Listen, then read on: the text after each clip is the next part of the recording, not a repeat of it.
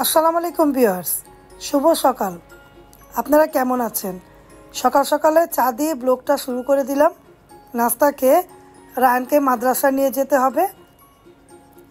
সিদ্ধ ডিম আমি একটা খেলাম, রায়ান আর রায়ানের বাবার জন্য নিলাম। তারপরে ভিউয়ার্স নাস্তাও খেলো, চা দিয়ে পাউরুটি খেলো, ডিম সিদ্ধ খেয়ে এখন রায়ানকে মাদ্রাসা নেওয়া হচ্ছে। আমিও নিয়ে গিয়েছি, যেহেতু আমার টুকটাক একটু হাঁটতে হয়, ডাক্তার বলেছে হাঁটাহাঁটি করতে। দেখুন রাস্তার অবস্থা, অনেক কষ্ট হয় যেতে।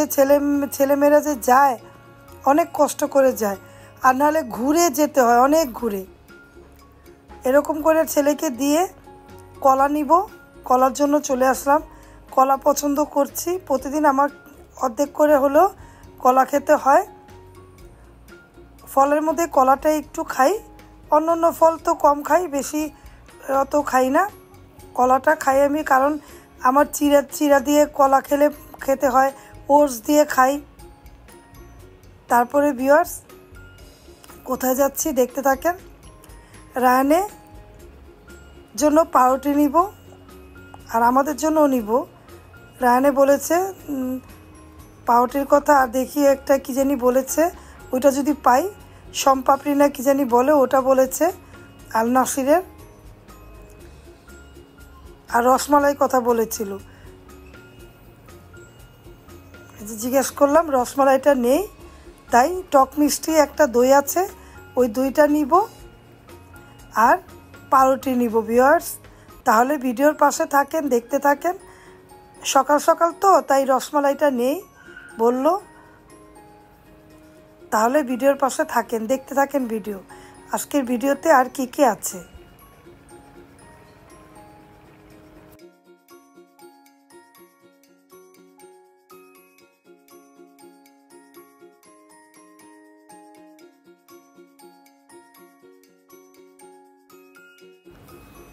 এখানকার মিষ্টি অনেক ফেমাস, যত জায়গার মিষ্টি খাওয়া হয়, কিন্তু আল নাসিরের মিষ্টিটা অনেক ভালো। এখানকার মিষ্টিগুলা অনেক ভালো, আগে খেতাম, এখন তো খাই না, কিন্তু এখানকার মিষ্টিগুলা সবাই কম বেশি নেয়। আবার প্যাকেটগুলো আছে ভিআইপি প্যাকেট, এই প্যাকেটে করা থাকে একবারে 500, 600, 700 এরকম করে প্যাকেট করা থাকে মিষ্টি। আর এমনি আলাদা লাড্ডু, মিষ্টি সব কিছুই পাওয়া যায়। আপনাদের মাঝে একটু শেয়ার করলাম। আমি টক দইটা নিব, আর নাসিরের টক দই এখনও আমার খাওয়া হয়নি। আমি তো আড়ংয়ের টক দই খাই, এখানে বলল আর টক মিষ্টিটা আছে, আবার টকটাও আছে চিনি ছাড়া, ওইটাই নিলাম। ভিডিওটা দেখতে থাকেন। রায়ানের রসমালাইটা নেওয়া হলো না, কারণ রসমালাইটা নেই। আর একটা পাউরুটি নিলাম।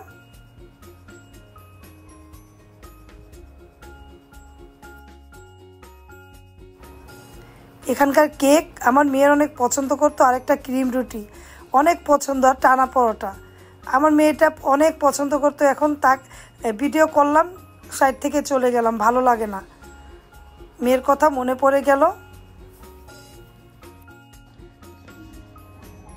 হঠাৎ করে আমার ডায়াবেটিস নীল হয়ে যায়, একটু খেতে হয়, চিনি পানি গুলানোর টাইম থাকে না, অনেক মাথা ঘুরে যায়।